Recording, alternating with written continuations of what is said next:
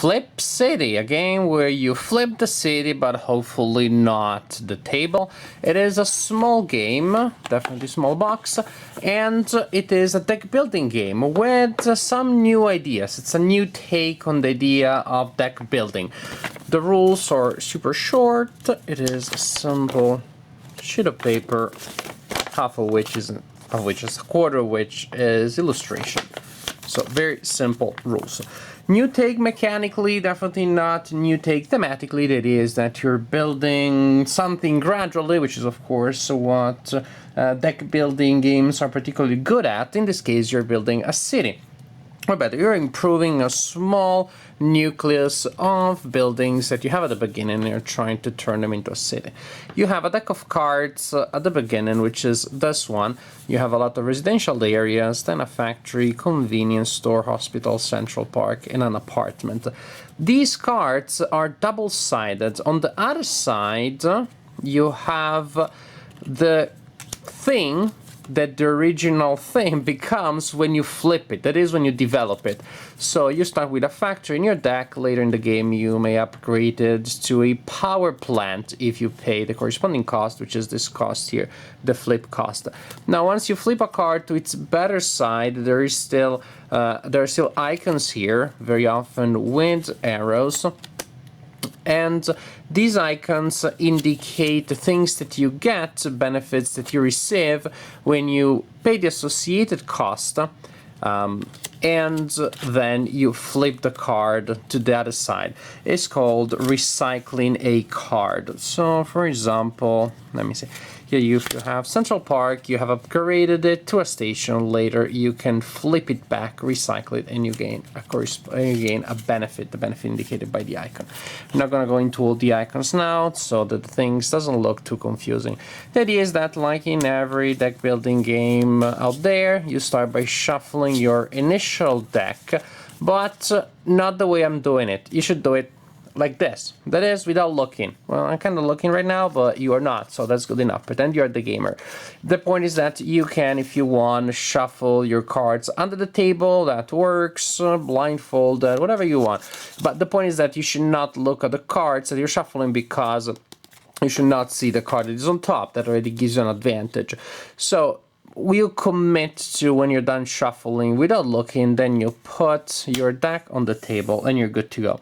When it is your turn, here is the biggest innovation here when it comes to deck building games. You do not have a hand of cards. You simply play cards directly from your deck into play area one at a time. And cards have texts that may apply in different moments in the game. For example, there's a residential area, and when a residential area is on top of your deck, like this is the case, you must play it. So you play cards from here to here. Sometimes you're forced to play a card. Some of the times, very often, the card that is there doesn't give you an order to place a card there. So in most cases, the idea is that you choose when you want to stop, when you have enough of these things. The idea is that you're trying to collect as many resources as possible in your play area, so that then you can use them to purchase new stuff and to upgrade stuff that you already have, without exceeding a certain amount of unhappiness. Oh, yes, little urban settlements can be very unhappy, and these are unhappy faces, unhappiness, icons indicating the level of unhappiness of your area. That must not exceed 2. So far so good, but if I were to draw another unhappiness from here and place it in my play area, then that would be bad, because when you exceed your maximum amount of unhappiness, you have to discard all of your cards. You pretty much wasted those cards and that turn. And there are cards that allow you to raise temporarily your limit of unhappiness, the unhappiness that you can take. Residential areas are tricky, and you have 4 of them at the beginning of the game in your deck. They're tricky because, as you see, they force you to play them when you have them here. So if now I were to play Central Park, and underneath there is another residential area, I'm forced to play it, and I immediately raise my limit of 3. I immediately exceed my limit of 3, and I would have wasted my thing. So there's a little bit or a lot of push your luck element there, especially early on. Now, as I said, you acquire your resources by placing cards from your deck into your play area, and then you can spend them. Cards generate unhappiness, we said that, but they also generate resources. Here in the bottom left corner you have the icons indicating the resources. This card generates me 2 victory points, which right now are perfectly useless, but I want victory points for later to win the game. And cards generate unhappiness and money. Now, to buy cards, simply you can spend the money that you earned this turn to buy cards from the decks that are available. Once you decide to stop and you spend your resources, you can perform one and only one action. You can purchase any one card available from these decks here, and the cost is the one here on top. So with 2, pretty much I would only be able to purchase a convenience store, place it in my discard pile, and then my present cards go into my discard pile, and my turn is over. Other cards are the office, the hospital, then we have the factory and Central Park, like we have there already. So you can purchase a new card. However, after a turn, you will have a discard pile after a turn that you played after shuffling. When you have a discard pile, you can also do stuff with your discard pile. Your one action for the turn may be to spend money from your play area to flip a card. Then you have to pay the flip cost, which would be 3 in this case, 1, 1, and 5. And you choose one of your cards in your discard pile, and you simply pay the cost, and you flip it to the better side. For example, you see the convenience store generated a money for me. If I flip it to this side, now it gives me 2 and a victory point at the end. Not bad. I can also decide to flip it back and bring it back to its initial stage. Now, and also in this case, if your deck is not empty, you must play an additional card, so the shopping mall can create some momentum. Luckily enough, later on you can get rid of some of these annoying residential areas by flipping them. It doesn't cost much. You turn them into apartments, which is already better. They still give you unhappiness, but at least you're not forced to draw the cards when you don't want to. And then later, if you flip this card and you place it on top of another player's discard pile, that's a pretty good thing. You need to spend that cost to flip it back to its annoying residential area, and give it to somebody else. The game can also be played solo. If you're playing the game solitaire, when you perform this effect, you simply discard the card. This is out of the game, so you're improving your deck by getting rid of these annoying cards. So purchase new cards, flip cards in your discard pile, or the third action that you can do is, well, a combo the previous two, which is if you have enough money, you can buy a card from that area and immediately flip it, if you simply can pay both costs associated here. This is how the game works, pretty much. The players alternate performing the actions that they set, which is draw cards, stop, spend your resources, buying, flipping, or buying and flipping. Next player. As in every deck building, the cards that go in your discard pile, unless there are specific game effects, are retrieved once your deck is over, once your deck is empty. Shuffle, repeat. As you saw, there are cards here that generate victory points. The first wins the game is the player that generates 8 victory points in their play area. Another way of winning the game is here, which is if you have this card in play and you play 18 or more cards this turn, you win, which means you must have improved your deck quite a lot to make sure that there aren't any of these. Then you can play an enormously long string of cards without going over your limit of unhappiness, and then you win the game. As I said, there is a solo variant which plays pretty much the same. The main differences are, as I said, the things that will place cards in other players' decks simply force the cards to be discarded, but the biggest thing is the timer. In the solo version, each of the decks that are available to purchase cards from only has 4 cards. And even worse, each time that you reshuffle your deck, you choose a card from one of the already thin decks that are out there, and you discard it, not into your discard pile, discard it for good. It is out of the game.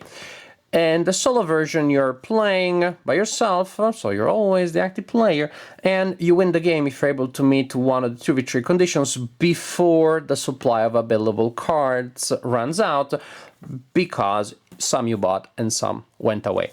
Flip City, I gotta tell you, this is a smart little game.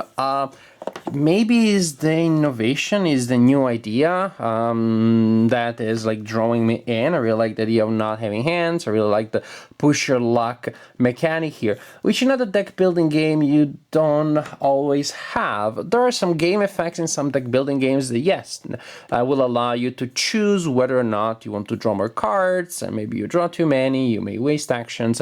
But here is much more drastic, it's much more dramatic. You get an either or feeling when you're going for cards and combinations of cards that may be available and may be profitable to you, but you may also incur in the penalty. I like the degree to which the push your luck mechanic has been buried into this, has been embedded in this design. I think it works very well. It really makes the game fun and interesting. It has those moments of exciting. It's not like a super immersive adventure, not exciting in that sense, but it's a push your luck, like the ones that you have in dice game where you roll dice and you're, again, pushing your luck. That kind of level. Not enough to make you wowed or in awe, but definitely enough to keep you entertained. Other things that are interesting here is the variety of effects that you have, and yes, you only have a couple of simple options, buy a card, flip a card, but those actually result in a number of possibilities that is much higher than what it would appear at first. In other games, of course, your options are to buy a card and you can choose whichever, but or in some cases there are ways in which you can upgrade cards that you already have. Here, after a couple of turns, you will be available to always at least purchase a card and or at least to flip a card. And when your deck, this card deck is pretty substantial, that means that you also have a lot of options to choose from. Should I flip a card? And once a card is flipped, remember, you also have the option of flipping it again. So the number of options that is open to you, especially after a while when you have a decent discard pile and when you have a good money engine, the number of options is really high. It's only a few actions, but they can be implemented in a variety of ways. If anything, I would be a little worried that you may have the analysis paralysis gamer that may be very annoying if he spends a lot of time going through a discard pile every single darn time, considering all possible options. On one hand, it's a small game, the discard pile is not huge, the decks you draw from are not huge, number of cards is not high, but remember, each card has two options. So there can be a bit of a possibility for analysis paralysis here. I don't think it's huge, I haven't encountered it, but it is a possibility that you may face. But something that I also really like is that how in other deck building games, once you get your cards, well, there are decisions you can make, but if you do get a bad card, bad hand of cards at the beginning, sometimes there isn't much that you can do in some games. Here, you can keep playing, since you do not have a hand and you choose how much you want to invest, how much you want to risk.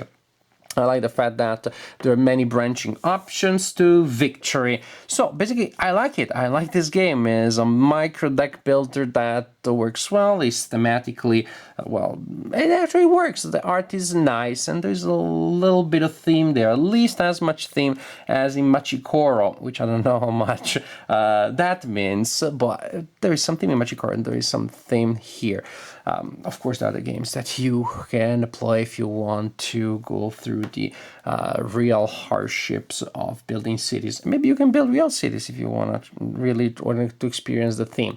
If you want to have a light experience with a deck building game, which is smart, has interesting branches and trees of decisions, and plays fast unless you get the wrong player playing in your group, then Flip City definitely is an entertaining one. Logistically, the fact that you had this new idea of flipping cards and playing cards from your deck, it works well. Just, it's very simple. Don't look at your cards as you're shuffling them. Pretty simple. One minor thing about the logistics, well, is I almost bumped my camera and made it fall. That's also logistically unsavvy. One thing that is a minor thing is that early on your residential areas really are the biggest obstacle that you have. You need to get rid of these somehow. At least flip them so they don't chain off each other, forcing you to pass the limit. At least do that. But they're a big challenge, your main challenge. Even if you flip them, which is great, you're still spending your action for the turn doing that. So still an annoying thing. Annoying thing in a sense, it's an obstacle you have to deal with. It's annoying, but in a good way. It's an interesting obstacle to fight. Why did I talk about this when I was talking about the logistics? Because your deck may be here in your area, and without you wanting it, as you draw a card, maybe just so happens that you get to see a little bit of the next one, and that's bad. Just this, and then you're very honest and you put them back, but you saw it.